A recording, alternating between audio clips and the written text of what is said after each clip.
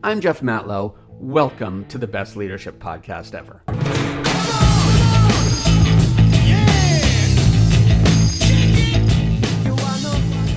Welcome back to the pod. This is the most fun you're going to have learning life's leadership lessons. I almost guarantee you. Like, I'm 99.9% guaranteeing you. And let's just jump into it today because I want to tell you about my client, Jerry. You see, Jerry runs a large business unit for a Fortune 1000 company, and he's an incredibly smart guy. He's also an incredibly nice guy. And he is one of those people that is genuinely focused on helping his employees succeed. In fact, now that I think about it, I don't know of anybody who doesn't like Jerry. He's that type of leader. He's the type of person where even if he fires you, you're still going to be friends with the guy. Sounds perfect, right? It's not. But you probably figured that out already, since you know that the reason people hire me is to solve their major problems. So let's dig a little deeper here. Jerry has this one employee. His name is Andy. And Jerry always talks about Andy. And if you know me, which I think you do, you know this is a red flag.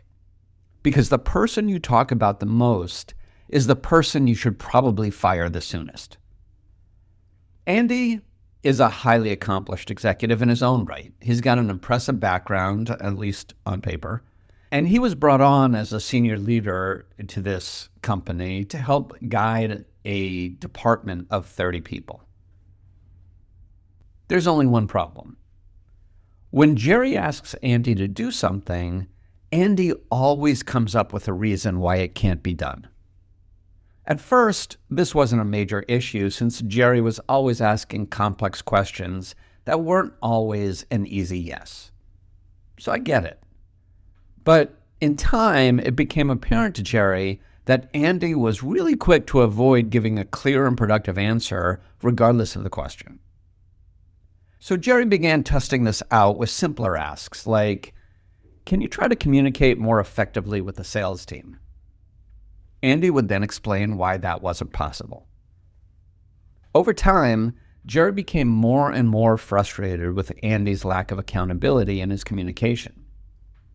So Jerry did what many other leaders do in these situations. He doubled down. He did this by intentionally asking more seemingly straightforward questions like, when do you expect to be done with your priority task? This still resulted in Andy not giving a clear response. And that's when Jerry hired me. He brought me on as a leadership coach to help him navigate this challenging relationship because that's what I do. I solve major problems for leaders fast. We didn't even get 15 minutes into our first call before I gave Jerry my feedback.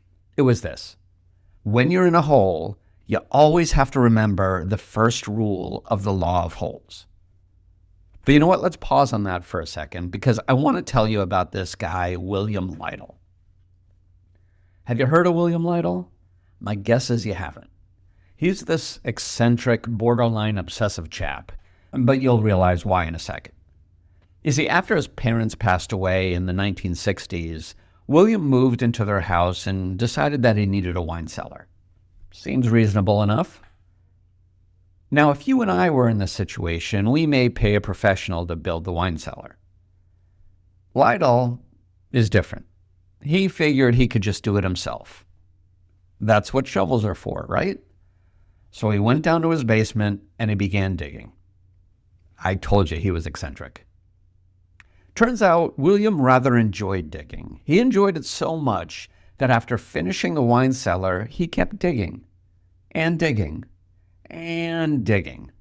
He dug a lot, and he did it for a long, long time. Over the years, Lytle actually ended up digging an extensive network of tunnels that spiderwebbed from his basement throughout all parts of his area of London. Some of the tunnels were wide, some narrow, some were shallow, some deep. But throughout it all, he managed to keep all his digging a secret. That is, until the town started caving in. Water and power lines got screwed up because of his digging, and buildings actually began to tilt and shift. But it was when a large sinkhole opened up outside his house that the authorities discovered the extent of William's digging and the massive amount of damage he'd done after 40 years behind the shovel. 40 years. In the end, he was fined $670,000 to fix all this stuff. His shovel was taken away and it was moved to the top floor of a building where he couldn't dig anymore for the rest of his life.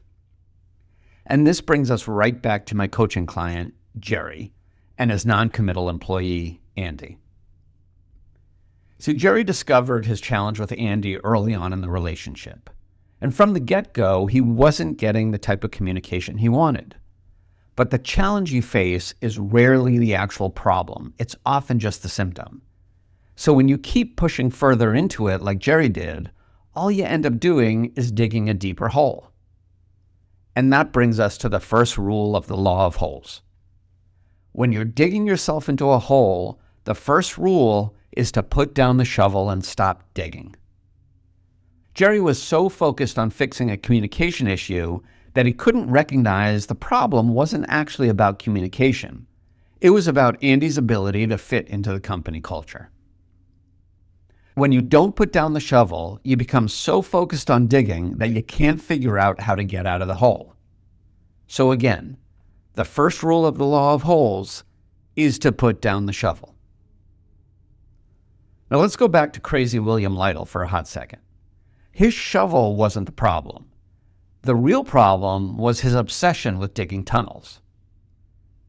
Similarly, Jerry's proverbial shovel wasn't Andy's communication. It was Jerry's need to be liked and his avoidance of holding others accountable. Good leaders sometimes have to disappoint people. That's the way it is. In fact, I'd say the kindest thing you can do for somebody who can't do the job is to stop pretending that they can. The best thing you can do is put down the damn shovel. Sometimes it's hard to recognize when you're in a metaphorical hole. I get it, but don't worry, I gotcha.